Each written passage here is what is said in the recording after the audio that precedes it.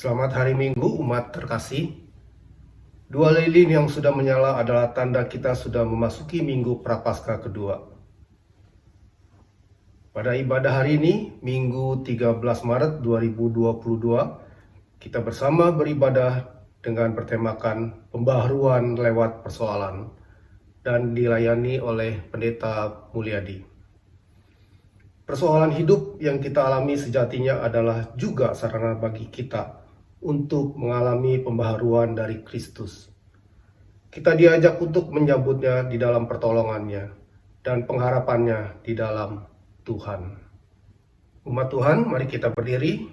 Kita datang ke hadirat Allah dengan menyanyikan Kidung Jemaat nomor 161, bait pertama, 4 dan kelima. Segala kemuliaan.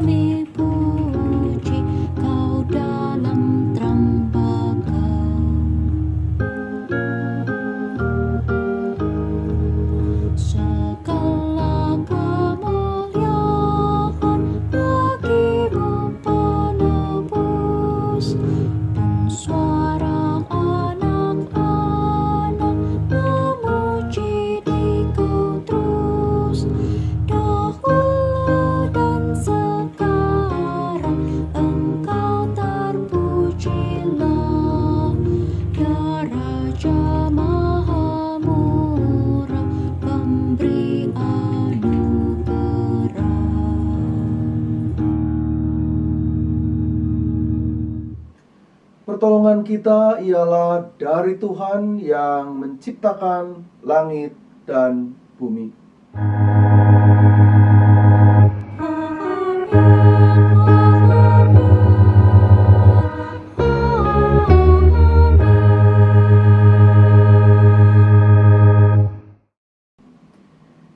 Tuhan beserta saudara.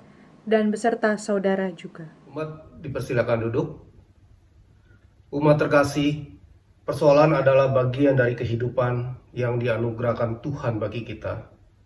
Ada kalanya persoalan datang dan tak terhindarkan oleh kita. Tidak ada jalan keluar selain menerima dan menghadapinya. Banyak orang cenderung melihat persoalan sebagai penghalang. Namun, persoalan hidup pun dapat menjadi sarana bagi kita untuk bertumbuh dan menjadi manusia baru. Seperti besi yang menajamkan pisau, begitupun pergumulan hidup sesungguhnya dapat mengasah kita menjadi pribadi yang kuat. Keteguhan dan pengharapan di dalam Tuhan menolong kita untuk tidak tumbang karena pergumulan hidup. Sebaliknya, kita semakin bertumbuh menjadi berkat dan kemuliaan Tuhan. Kristus, Sang Juru Selamatlah yang kita perlu dalam menjalani kehidupan yang penuh persoalan. Oleh karena itu, mari kita menaikkan pujian dari Kidung Jemaat nomor 402, bait pertama sampai ketiga.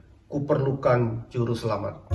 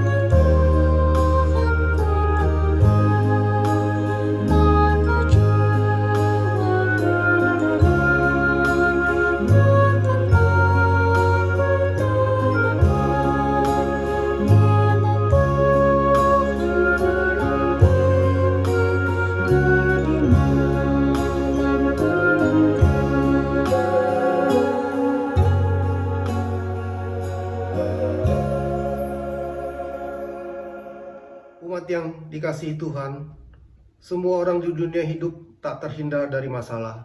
Namun, umat percaya akan menghadapi setiap pergumulan hidup dengan pengharapan yang tertuju kepada Tuhan. Ia juga percaya bahwa pergumulan hidup akan membentuknya menjadi lebih baik. Apakah kita menghadapi pergumulan hidup kita dengan pertolongan dan pengharapan kepada Tuhan? Atau kita malah mempertanyakan kuasa Tuhan dan kemudian hidup dengan keputusasaan dalam hidup? Mari kita merenungkan kehidupan kita.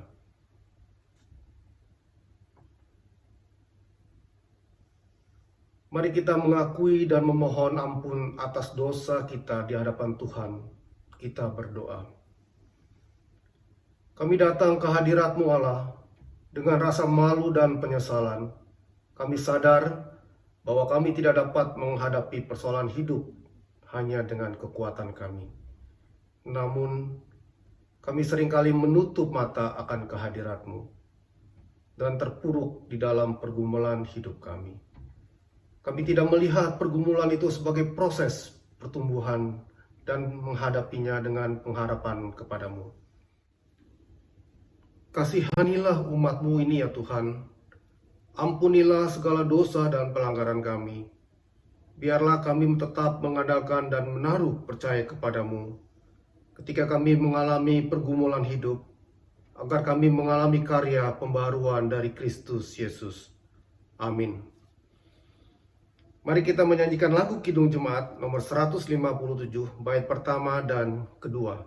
Insan, tangisi dosamu.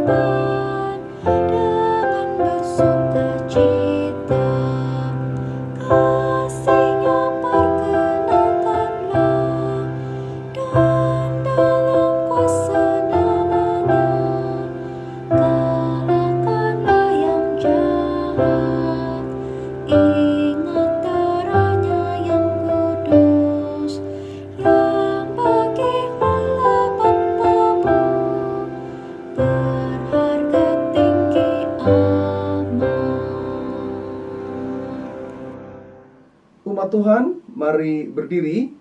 Bagi kita yang mengakui dan menyesali dosa dan kesalahannya, sambutlah berita anugerah menurut 2 Korintus pasal 5 ayat 17 sampai dengan 19a.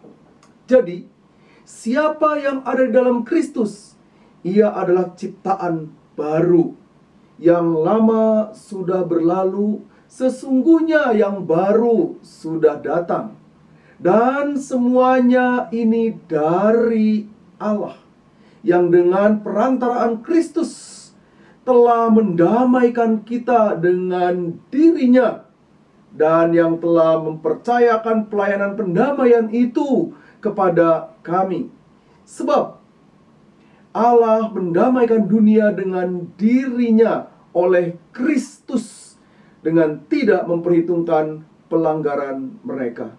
Di dalam Kristus engkau telah diampuni. Di dalam Kristus engkau pun telah diampuni. Damai Kristus bagimu. Damai Kristus bagimu juga.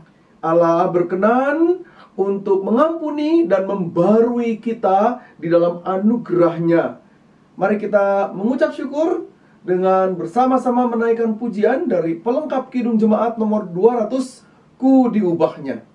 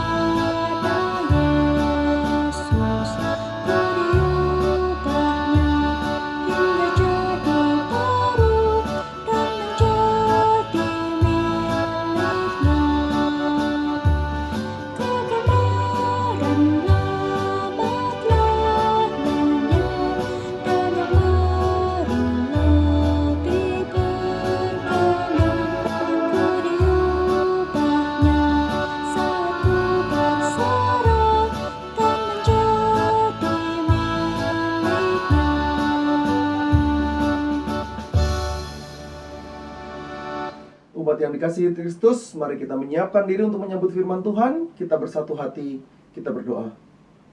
Ya Allah, kami menyediakan diri untuk berproses bersama Tuhan melalui kesempatan membaca, mendengarkan, dan merenungkan firman Tuhan. Perlengkapilah kami dengan kasih setia dan rahmat, sehingga berita firman Tuhan ini menguatkan kami semua. Ke dalam tangan Tuhan kami menyandarkan diri, kami menyiapkan hati kami. Amin. Kita membaca teks Alkitab dari Alkitab kita, Filipi pasal 3 ayat 17 sampai dengan Filipi pasal 4 ayat yang pertama. Filipi pasal 3 ayat 17 sampai dengan Filipi pasal 4 ayat yang pertama.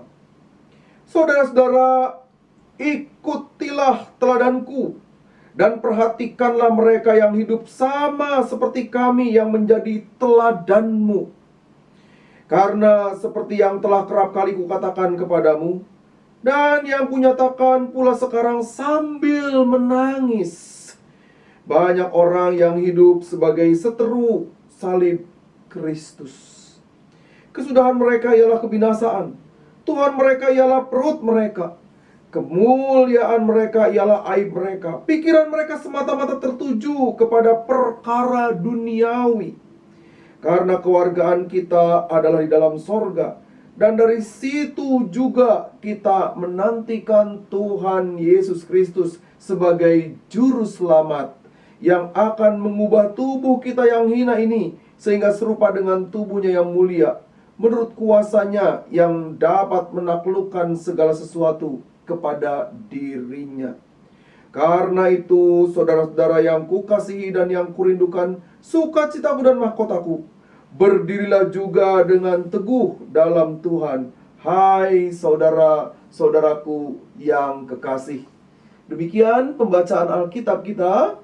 Yang berbahagia ialah kita semua yang mendengar firman Tuhan dan memelihara di dalam kehidupan kita sehari-hari. Hosana.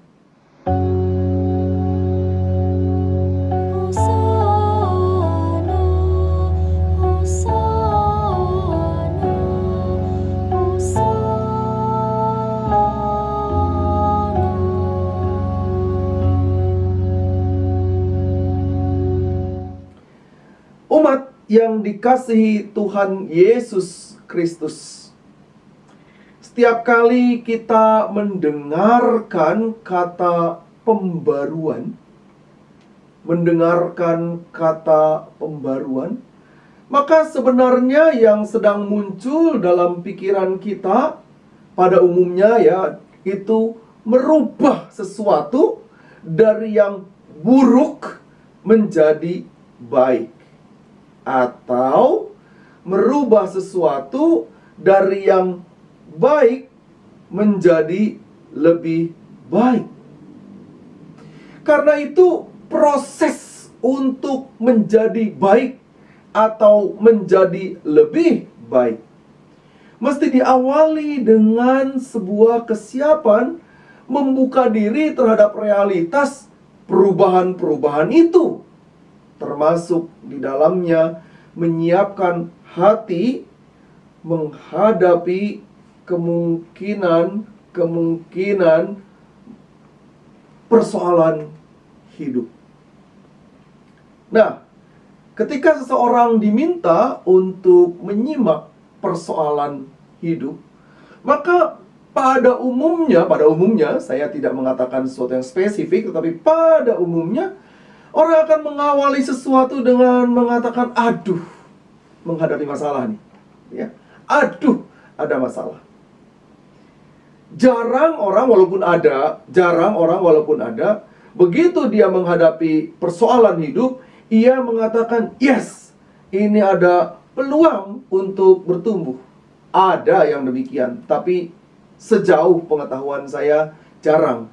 Karena orang selalu ingin hidupnya lancar, gitu kan? Itu sebabnya di tengah-tengah berbagai peristiwa, orang seringkali meminta didoakan kepada orang tuanya, kepada gereja, kepada pendeta, kepada penatua, kepada siapa saja. Doakan supaya semua lancar, gitu kan ya? Doakan supaya semua baik. Doakan supaya semua berhasil. Doakan supaya sukses. Doakan supaya usaha kami lancar. Doakan supaya perjalanannya selamat. Doakan dan begitu. Sekalipun ada, tetapi jarang yang mengatakan, doakan supaya ia bermasalah. Wah, rasanya doa seperti itu rada rumit juga diterima. Walaupun ada juga yang mengungkapkan supaya di tengah-tengah perjalanan hidupnya ia berhadapan dengan persoalan. Supaya apa? Supaya ia berkembang. Sebab kriteria untuk naik kelas, kriteria untuk bertumbuh, kriteria untuk maju adalah ketika ia menyiapkan hati menghadapi persoalan-persoalan. Sebab ketika ada pergumulan dan dia kemudian memilih untuk menghindar, maka sebenarnya dia tidak akan terlatih dalam menghadapi persoalan yang lebih besar. Nah, karena itu di tengah-tengah proses kita, ketika kita bersama-sama membaca teks Alkitab kita, di sana dikatakan satu kalimat demikian. Saudara-saudara, ikutlah teladanku dan perhatikan mereka yang hidup sama seperti kami yang menjadi teladanmu. Tentu kita bersama-sama mengetahui apa yang terjadi dengan pergulatan umat di Filipi, maupun juga perjalanan bersama Paulus, atau juga bersama dengan umat Allah pada pergulatan gereja mula-mula. Di samping mereka berjumpa dengan persoalan-persoalan teologis menyangkut pengajaran yang datang dari berbagai model, mereka juga berhadapan dengan realitas atau situasi yang terjadi pada pemerintahan misalnya. Kita tentu ingat dan tahu dalam perjalanan sejarah bagaimana umat Allah mula-mula bukanlah umat Allah yang berjalan biasa-biasa saja atau lancar-lancar saja.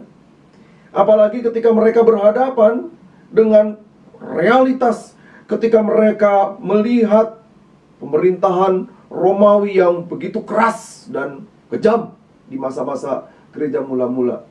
Belum lagi situasi yang terjadi ketika gereja mulai dibentuk. Mereka harus berhadapan dengan pengajaran-pengajaran palsu. Itu sempat disampaikan begitu ya. Atau mereka berhadapan dengan situasi-situasi awal ketika berbenturan dengan masyarakat pada umumnya.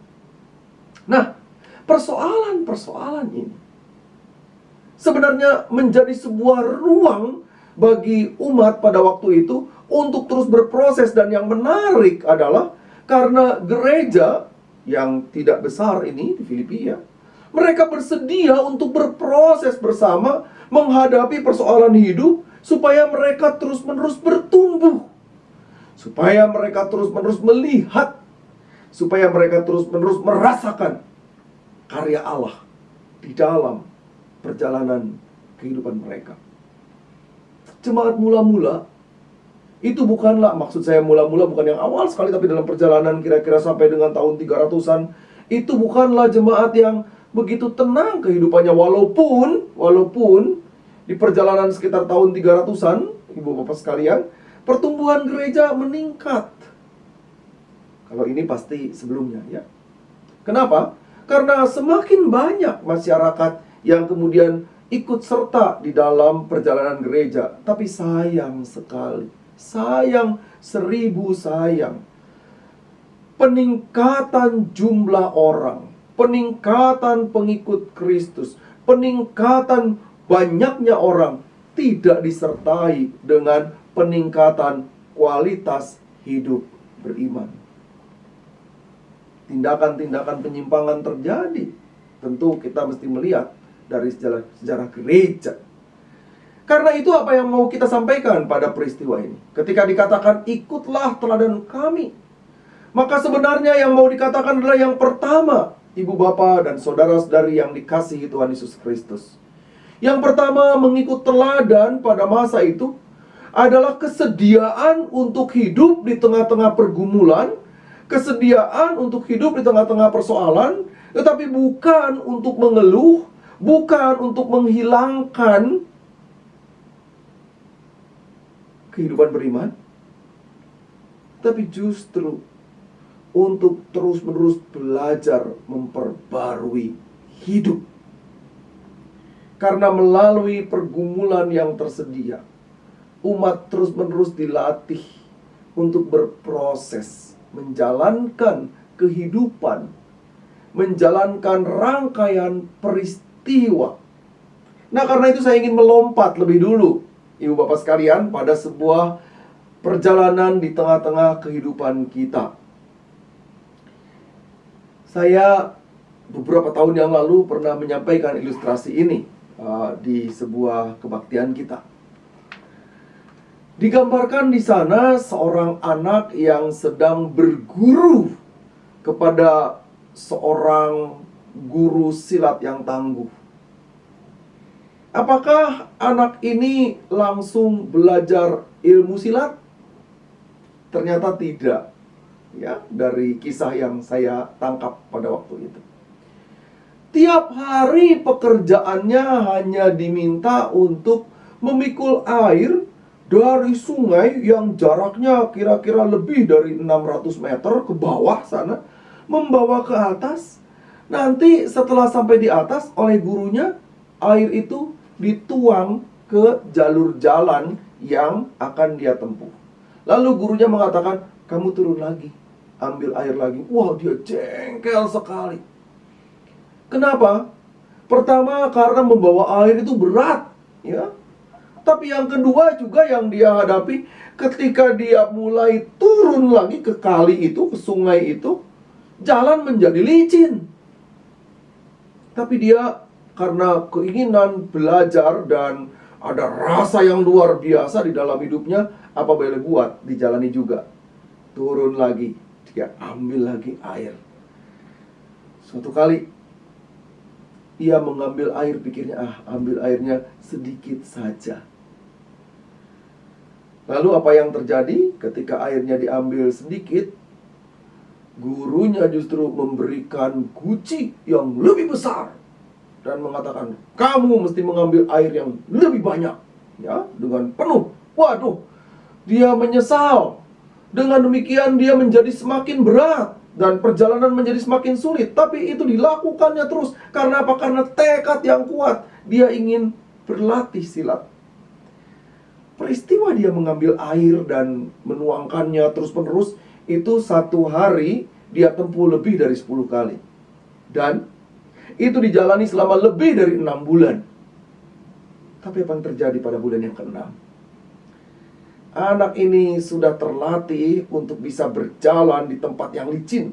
Dan dia bisa dengan ajak menempuh perjalanan itu. Karena dia tahu bagaimana caranya memijakkan kaki, Demikian pula karena sudah terlatih memikul air itu, ia pun tentu berat, tapi ia bisa mengerjakannya bahkan lebih dari 10 kali per hari. Nah, apa yang dilakukan oleh sang guru ini ketika meminta muridnya berlatih demikian atau menuangkan air? Karena ia sedang dilatih supaya ketika mulai bermain silat, dia akan punya kemampuan berdiri baik, berdiri ajak di tempat yang tidak semestinya. Dan dia berproses terus-menerus, menyediakan diri untuk menghadapi berbagai hal.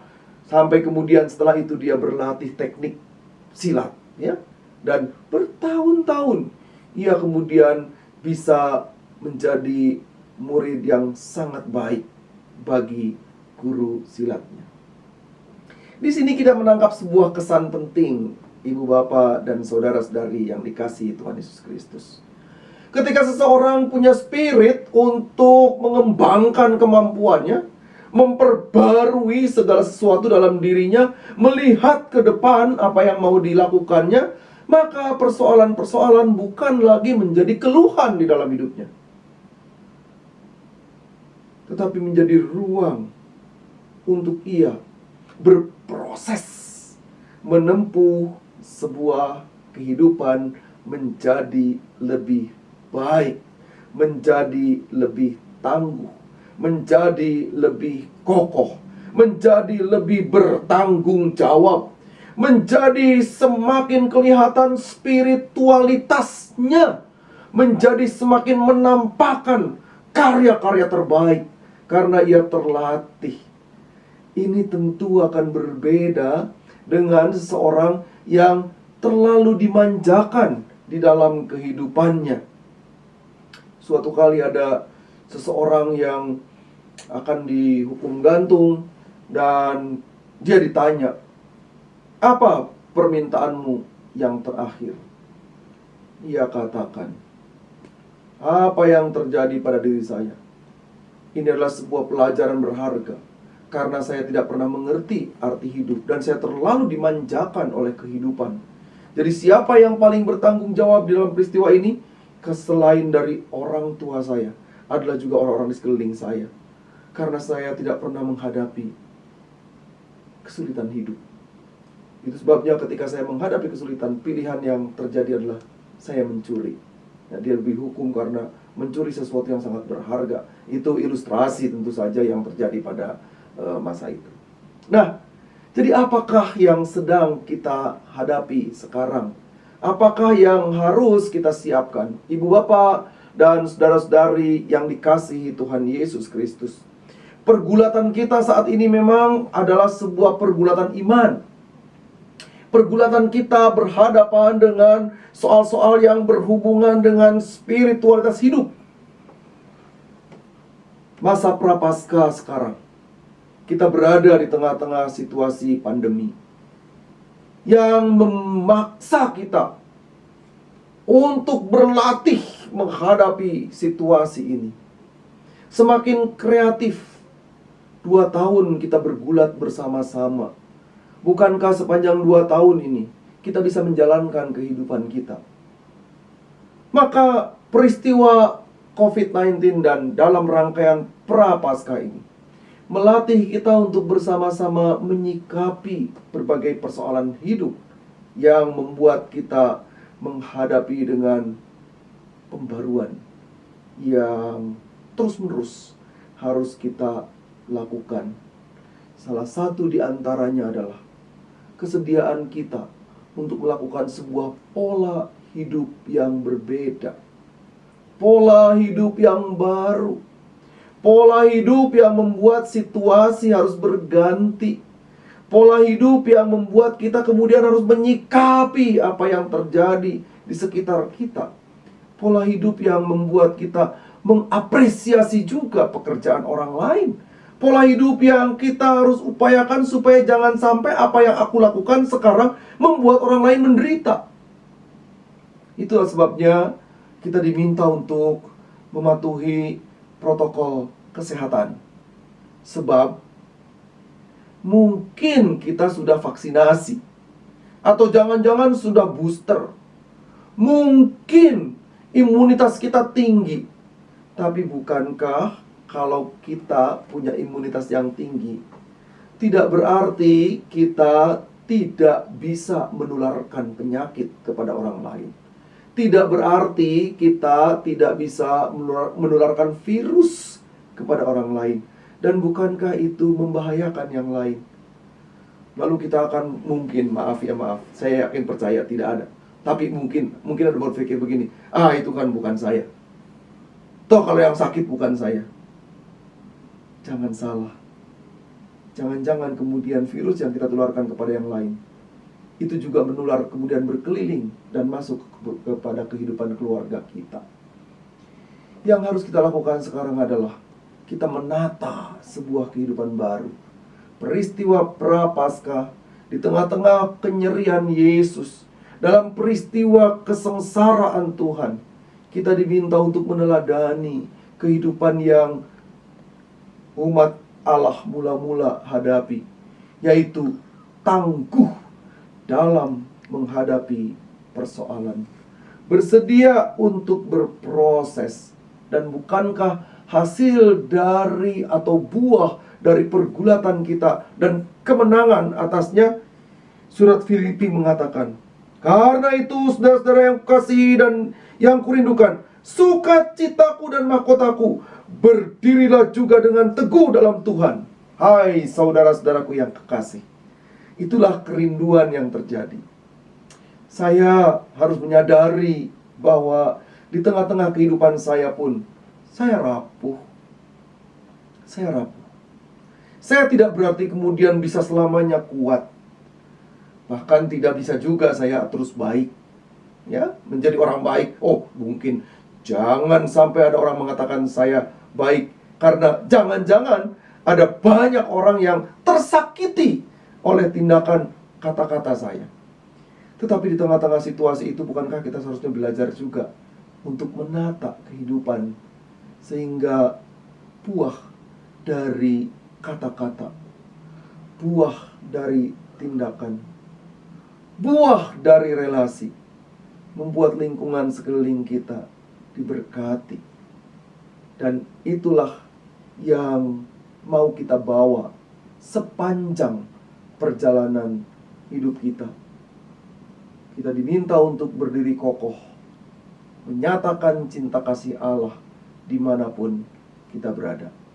Umat Tuhan, sekali lagi kita memasuki rangkaian perjalanan Prapaskah. Tanggal 2 Maret yang lalu, kita telah menyelenggarakan ibadah Rabu Abu.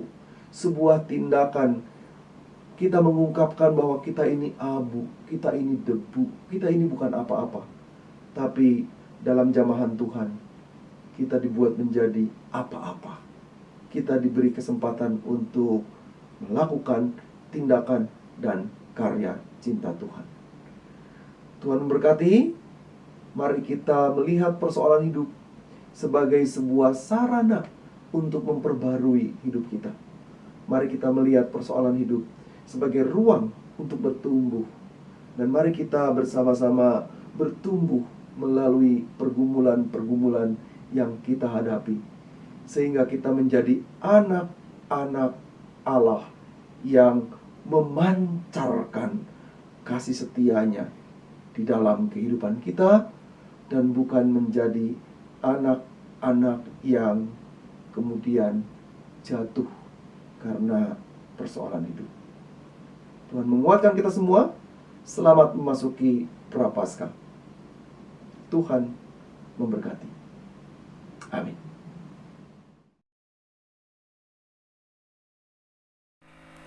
Umat Tuhan, mari kita berdiri bersama dengan gereja Tuhan. Di segala abad dan tempat, kita menyatakan pengakuan iman kita menurut pengakuan iman rasuli.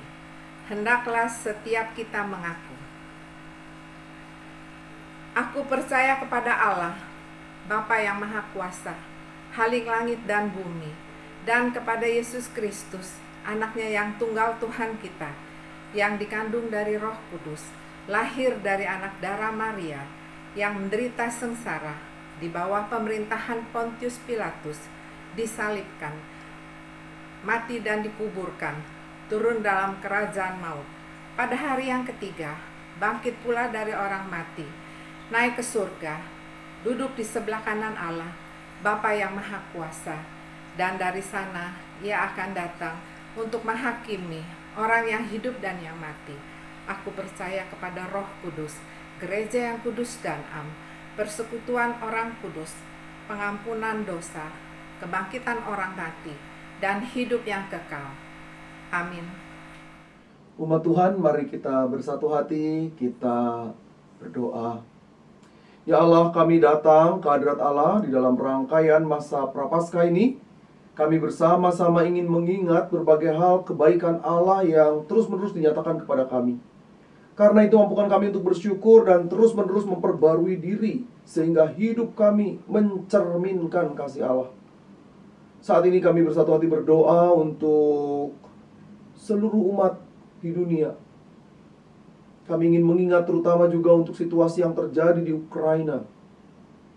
Kiranya mereka boleh bertahan menghadapi situasi yang rumit. Tetapi sekaligus juga kepada pemerintahan Rusia untuk menahan diri dan melihat langkah perdamaian ketimbang peperangan. Berikan hikmat kepada semua pihak untuk melihat peristiwa ini bukan sebagai sarana untuk mencari keuntungan, tetapi lebih kepada membangun perdamaian, sehingga perang dihentikan dan kemudian manusia diberikan ruang kehidupan. Kami bersama-sama bersatu hati juga untuk Indonesia di tengah-tengah berbagai hal yang sedang kami hadapi. Pergumulan kami yang terus belum berakhir terkait dengan pandemi COVID-19. Memasuki tahap-tahap yang terjadi, Tuhan yang menopang dan memberikan kekuatan bagi keluarga-keluarga yang berduka karena ditinggal meninggal. Tuhan yang juga memberkati mereka dengan kekuatan dan penghiburan. Bagi yang sedang bergulat karena berproses untuk pemulihan kesehatannya, tangan Tuhan menopang. Kami ingin mengingat juga untuk pemerintahan negeri ini, presiden dan wakil presiden yang terus-menerus mengupayakan yang terbaik bagi terwujudnya kehadiran kesejahteraan masyarakat. Ya Allah Bapa Sorgawi, kami ingin bersama-sama mengingat juga untuk gereja milik-Mu, GKI Muara Karang khususnya, yang terus berkutat dan berjuang untuk pembangunan gedung gereja, untuk melaksanakan program-program, persiapan kami untuk melaksanakan peneguhan penatua, dan segala sesuatu yang terkait dengan perjalanan kami sebagai gereja. Ya Tuhan, jamahan Tuhan dinyatakan. Kami ingin mengingat juga saat ini untuk rekan dan sahabat kami, saudara dan saudari kami yang bergumul karena kondisi kesehatannya. Kami ingin mengingat untuk Oma Lili Murni, untuk Ibu Linda Sumantri, untuk Oma Evi Wahyudi, Oma Dindiana, Oma Johani Hendro, untuk Oma Aisani Parman, Ibu Aisani Parman. Kami mengingat untuk Opa John Setsine, Bapak Antonius, Oma Susiwong. Kami mengingat juga untuk Ibu Ida Susanti, Bapak Budi Kosasih, Ibu Yuni Setiawati, Oma Yuni Setiawati. Kami bawa ke dalam doa juga untuk Bapak Antoni Ciu. Mereka di tengah-tengah segala pergumulannya. Bapak Umar Tono, Tuhan tolong melalui berbagai upaya yang baik, sehingga mereka boleh merasakan kasih sayang Tuhan di dalamnya. Kini kami bawa dalam doa kami, syafaat kami, semua hal yang terkait dengan kehidupan kami semua. Biarlah kami terus memancarkan kasih Allah dan kesediaan untuk memperbarui hidup kami. Di dalam Kristus kami berdoa kepada Bapa di sorga, dan kami berserah, kami mengucap syukur atasnya. Amin. Mari kita menaikkan ungkapan syukur kepada Tuhan melalui persembahan. Firman Tuhan di dalam 1 Tawari pasal 29 ayat 17a mengingatkan kita demikian. Aku tahu, ya Allahku, bahwa Engkau adalah penguji hati dan berkenan kepada keikhlasan. Maka aku pun mempersembahkan semua itu dengan sukarela dan tulus ikhlas. Umat Tuhan, bagi kita yang rindu menyampaikan persembahan melalui transfer bank, Majelis Jemaat menyediakan sarana melalui nomor rekening Bank Mandiri dan BCA sebagaimana yang tertera di layar Anda.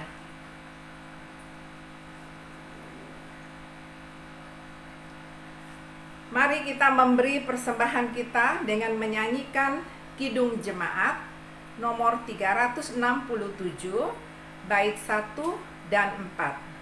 Padamu, Tuhan dan Allahku.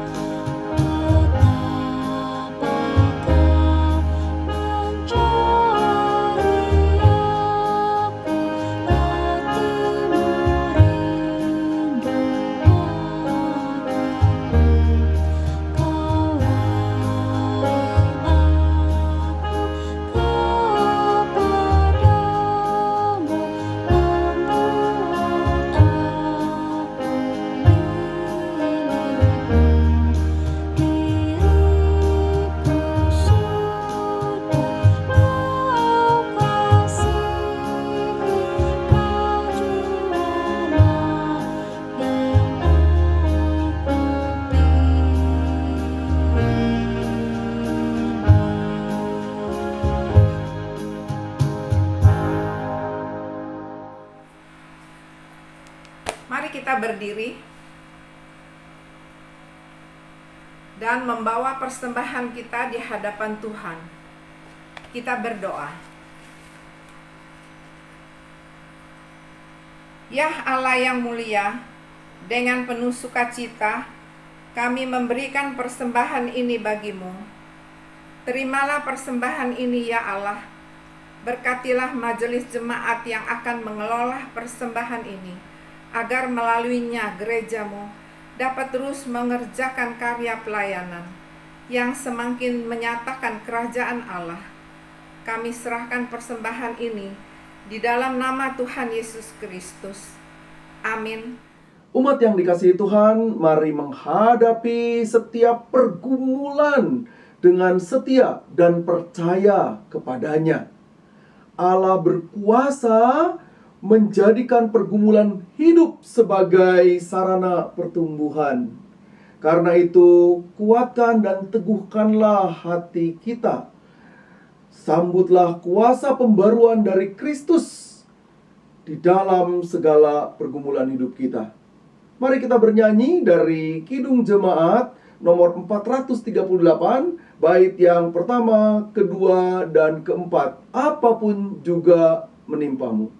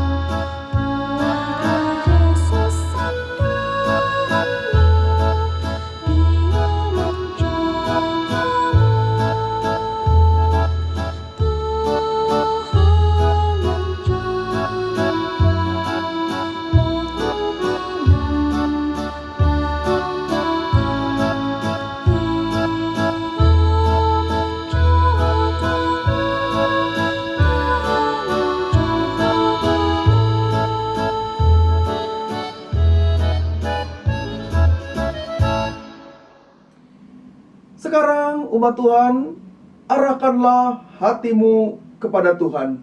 Kami mengarahkan hati kami kepada Tuhan. Jadilah saksi Kristus. Syukur kepada Allah, Terpujilah Tuhan. kini dan selamanya. Umat yang dikasihi Kristus, sekarang sambutlah berkat Tuhan. Kiranya damai sejahtera Allah yang melampaui segala akal akan memelihara hati dan pikiranmu di dalam Kristus Yesus. Berkat dari Allah Bapa, Anak, dan Roh Kudus senantiasa menyertai saudara. Hosana. Amin. Hosana.